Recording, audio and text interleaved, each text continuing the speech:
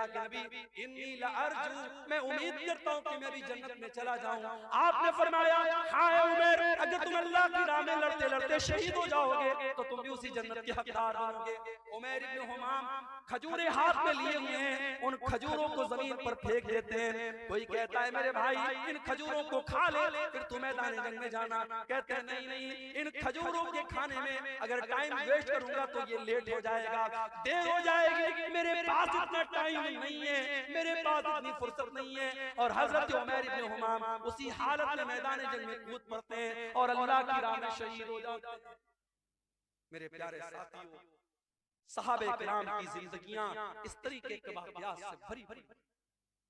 हजरत हंज़ला को देखो, नई नई शादी हुई है और शादी की पहली रात अपनी बीवी के साथ है। हर नौजवान की जिंदगी में शादी की रात बड़ी उमंगों की रात होती है।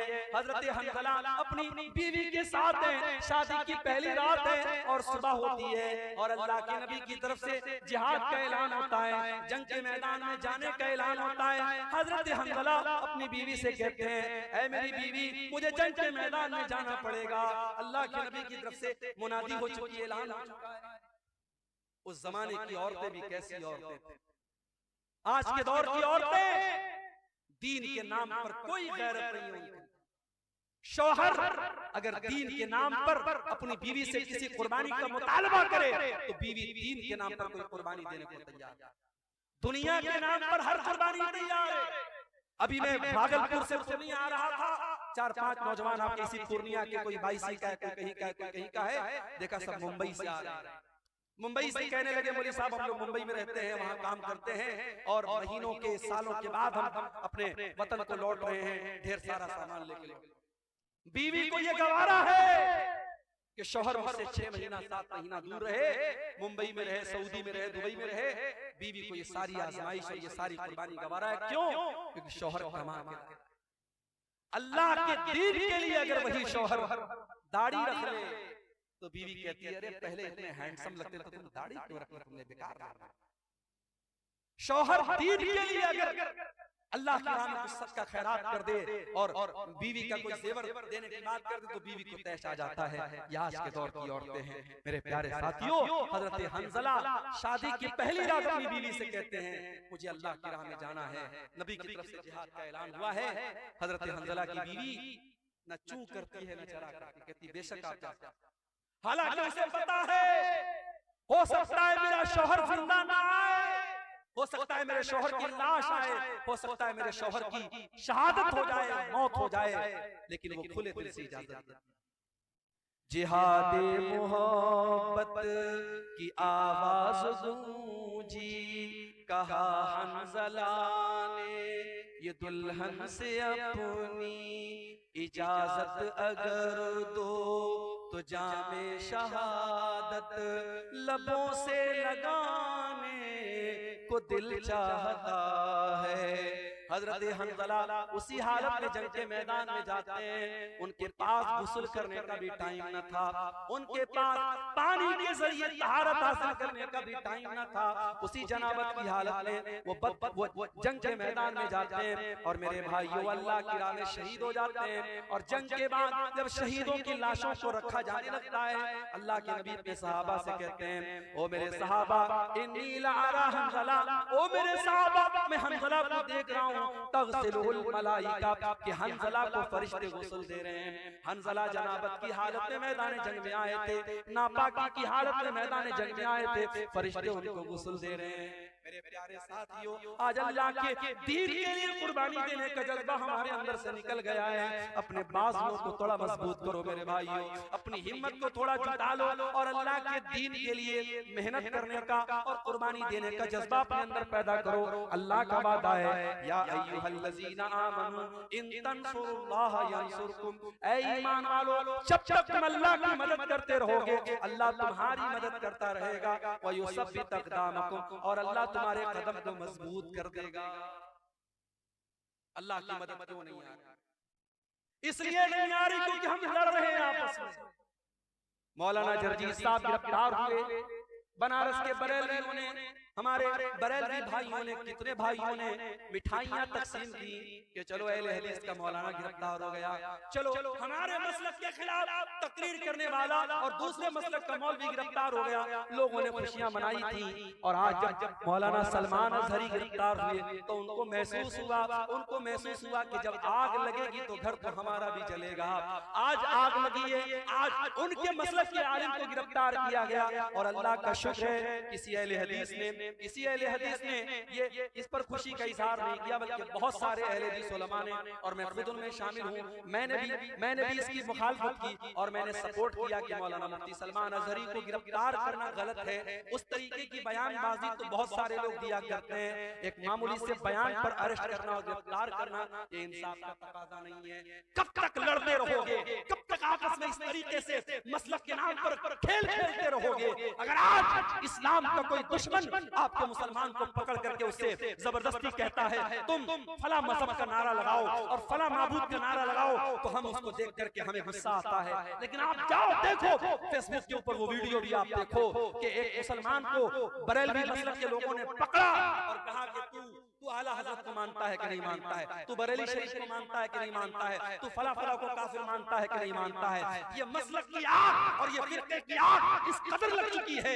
एक मसलक का मुसलमान दूसरे मसलक के मुसलमान को पकड़ करके जैसे मॉब लिंचिंग की गई मुसलमानों की, ऐसे एक मसलक का मुसलमान दूसरे मसलक की मॉब लिंचिंग करने के लिए तैयार है और उसको पकड़ करके धमका करके उससे अपने मसलक के नारे लगवा रहा है। कब तक हम लड़ते रहेंगे मेरे भाई? आज पानी सर से ऊंचा जा चुका है। जब हमारा दुश्मन मसलक की बुनियाद पर और फिरके की बुनियाद पर हमारे दरमियान कोई तफरीक नहीं करता, तो हम और आप अपने आप को तफरीक में क्यों बांटते हैं? आओ सीसा पिलाई हुई दीवार बन जाओ। और मैं बड़ी खुशी के साथ कहता हूँ, मैं पक्का सलफियुल मसलक अल्हम्दुलिल्लाह हूँ और बनारस के जामिया सलफिया जो हमारी जमात का मरकजी इदारा है वहां से मैंने तालीम हासिल की है। लेकिन आज अल्लाह का शुक्र है फेसबुक के ऊपर आप देख लें, यूट्यूब के ऊपर आप देख लें, बड़ी तादाद में हमारे बरेलवी भाई, हमारे देवबंदी भाई भी मेरी तकरीरों को सुनते हैं।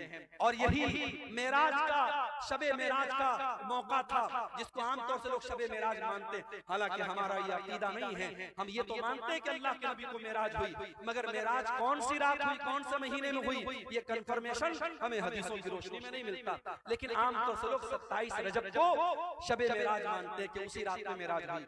बनारस से 100 किलोमीटर दूर, बनारस से 100 किलोमीटर दूर एक जगह पड़ती है मछली शहर, वहां पर बरेलवी भाई हर साल प्रोग्राम कराते हैं मेराजुल नबी के नाम पर।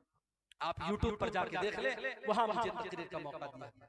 बरेलवियों का मजमा है, उनके नारे लग रहे हैं, उनके उलमा बैठे हैं वहां पर। अल्हम्दुलिल्लाह मैंने तकरीर की और कुरान और हदीस की रोशनी में की, और जो सही बात है, जो किताब और सुन्नत की बात है वो मैंने बयान की। मेरे भाइयों, हम चाहते हैं कि ऐसा माहौल बने, एक दूसरे का एहतराम हम करना सीखें, एक दूसरे के उलमा का एहतराम करना हम सीखें। हमारे जो इख्तिलाफात हैं हम एक दायरे में रह करके उसको हल कर सकते हैं। लेकिन आज मसलक खेलने का टाइम नहीं है मेरे भाई। हमारी तारीख ये बताती है अंदलुस जैसा मुल्क मुसलमानों से खाली हो गया, वहाँ की मस्जिदों को अस्तबल बना दिया गया, वहाँ की मस्जिदों में दास के अड्डे और शराब के अड्डे बन गए। क्यों? जाओ इतिहास उठा के देखो, तारीख उठा के देखो, अंदलुस के मुसलमान आपस में लड़ पड़े, छोटी छोटी रियासतें कायम हो गई, अंदलुस के अलग अलग इलाके में छोटी छोटी हुकूमतें कायम हो गई। और जब दुश्मन ने हमला किया, दुश्मन का साथ अपने मुसलमान भाई के खिलाफ दिया उन लोगों ने, नतीजा ये निकला अंदलुस के अंदर से मुसलमान खत्म हो गए। और आज आप अंदलुस में देखिए, तलाश करना पड़ेगा, दूर दूर तक आपको कोई मस्जिद नहीं मिलेगी, कोई मुसलमान नहीं मिलेगा। मेरे भाइयों, अगर हम इस तारीख से अपने आप को बचाना चाहते हैं, हमें अपने अंदर इत्तेहाद पैदा करना पड़ेगा, यूनिटी पैदा करना पड़ेगा, इत्तेहाद पैदा करना पड़ेगा।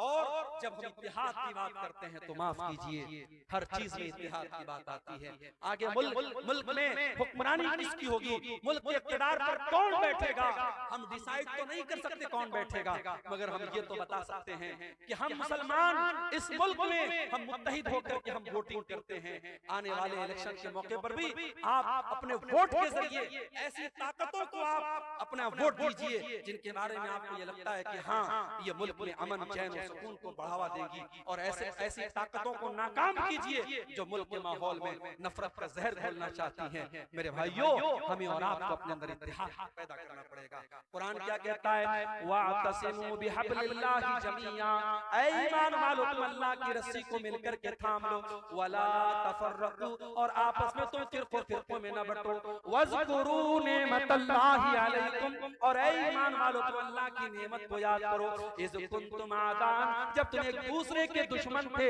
फअल्लफ़ बैना क़ुलूबिकुम, अल्लाह ने अपने नबी को भेज करके तुम्हें भाई भाई बना दिया।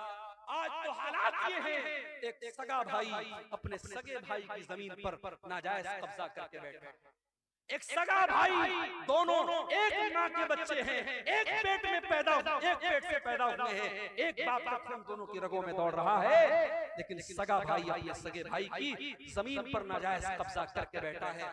सगा भाई अपने भाई के खिलाफ अदालत में केस लड़ रहा है, और उसको मालूम है जमीन मेरी नहीं है, जायदाद मेरी नहीं है, मेरे भाई की है, मगर पैसे और जमीन और जायदाद की ऐसी लालच है, अपने भाई के खिलाफ केस लड़ रहा है। कान खोल करके सुन लो, मेरे नबी की अदालत का फैसला, दुनिया की अदालत का फैसला बाद में देखना, सुप्रीम कोर्ट और हाई कोर्ट का फैसला बाद में देखना, पहले देखो हमारे नबी की अदालत का क्या फैसला है। अल्लाह के नबी फरमाते हैं कि दो लोग मेरे पास आते हैं अपना केस लेके, और एक आदमी की बात सुन करके मैं फैसला कर देता हूँ, क्योंकि मैं इंसान हूँ, मुझसे भी गलती हो सकती है, हो सकता है एक इंसान चिकनी चुपड़ी बातें करता हो, दूसरा इंसान अपनी बात ढंग से पेश न कर पाया हो।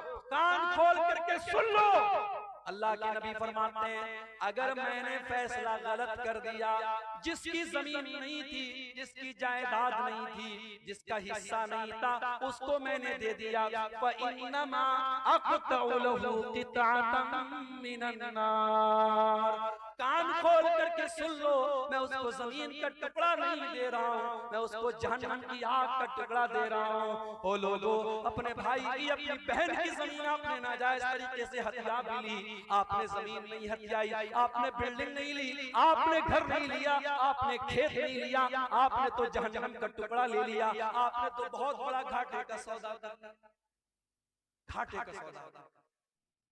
मेरे भाइयों, कुरान कह रहा है कि मुत्तहिद हो जाओ, अल्लाह के बंदो भाई भाई बन जाओ। नबी के सहाबा भाई भाई बन करके रहे।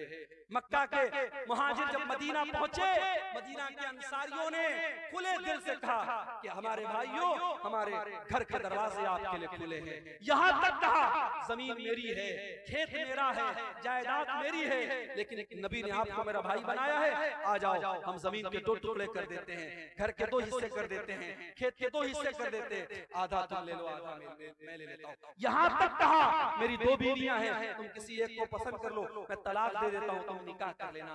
कुर्बानी और मोहब्बत की ये मिसाल पूरे इंसानी इतिहास में कभी नहीं मिलती। मेरे भाइयों, हम और आप अपने गांव में आराम से सो रहे हैं, हम अपने घर में बच्चों के साथ आराम से सो रहे, वहाँ फलस्तीन में डेली बमबारी हो रही है और छोटे छोटे बच्चे मारे जा रहे हैं, और ये यूएन की रिपोर्ट है, अक़वाम मुत्तहिदा की रिपोर्ट है, अब तक लाखों बच्चे गाजा के अंदर मारे जा चुके हैं, मासूम बच्चे मर रहे हैं, और हमें रात में आराम से नींद पर, बिस्तर पर नींद आ रही है। नहीं मेरे भाई, मुसलमान तो वो होता है, चाहे फलस्तीन में उसका भाई मर रहा हो, चाहे दुनिया के किसी भी कोने में उसका भाई मर रहा हो, अपने भाई के मरने पर उसका दिल दुखी हो जाए, उसके कौम का कहीं बच्चा मारा जाए, उसको लगे मेरा बच्चा मर रहा है, कि कहीं किसी औरत की इज्जत टूटे, उसे लगे मेरी बहन की इज्जत टूट रही है, कहीं किसी का घर गिरे, उसे लगे मेरा घर गिर रहा है। नबी अकरम सल्लल्लाहु अलैहि वसल्लम फरमाते हैं कि अल मुमिनु लिल मुमिनि कल बुनियान यशुद्दु बाज़ुहु बाज़ा। मुसलमान तो मुसलमान के लिए एक इमारत की तरह होना चाहिए, एक बिल्डिंग की तरह होना चाहिए। जैसे एक बिल्डिंग जब तैयार होती है, उसमें पिलर्स भी खड़े किए जाते हैं, उसमें बाकायदा स्लैब भी डाला जाता है, उसमें सीमेंट का अपना रोल होता है, उसमें छड़ का अपना रोल होता है, उसमें सरिया का अपना रोल होता है। जैसे एक बिल्डिंग तैयार होती है और बिल्डिंग का हर मटेरियल दूसरे मटेरियल को ताकत देता है, मुसलमान मुसलमान को ताकत देने वाला बने, मुसलमान मुसलमान का सपोर्टर बने, मुसलमान मुसलमान का हमदर्द बने। और एक और हदीस में अल्लाह के नबी फरमाते हैं, अल मसलुल मुमिनीना फी तवाद्दिहिम व तआतुफिहिम व तराहुमिहिम कमसलिल जसदिल वाहिद। आपने फरमाया मुसलमानों इतनी मोहब्बत एक दूसरे से करो, इतनी हमदर्दी एक दूसरे से करो जैसे इंसान का शरीर होता है। मानव शरीर में, इंसान के जिस्म में कहीं एक कांटा भी चुभता है, पूरा बदन बेचैन हो जाता है। मुसलमानों तुम्हारे दरमियान इतनी मोहब्बत होनी चाहिए। आओ इत्तेहाद अपने अंदर पैदा करो बिरादरीवाद के नाम पे। मुझे मालूम है बिहार में बहुत सारी जगहों पर बिरादरी के नाम पर बड़ी कटता है। इसी दरभंगा के इलाके में एक गांव में लोगों ने बताया भी और न्यूज में भी आया, एक गांव में अंसारियों का रास्ता अलग है, शेख का रास्ता अलग है। आपके इलाके में सुरजापुरी और शेरशाहबादी के दरमियान बड़े इख्तिलाफात की खलीज है। मेरे भाई ये वक्त बिरादरियों के नाम पे लड़ने का नहीं है, ये वक्त फिरकों के नाम पे लड़ने का नहीं है, ये वक्त मसलब के नाम पे लड़ने का नहीं है।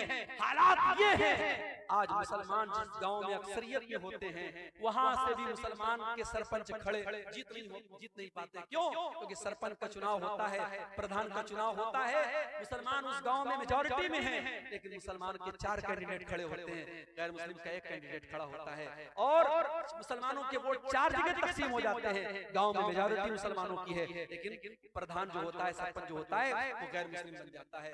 मेरे भाइयों इत्तेहाद में ताकत है, यूनिटी में ताकत है। आज मुल्क के हालात इस बात का तकाजा करते हैं कि हम अपने अंदर इत्तेहाद पैदा करें।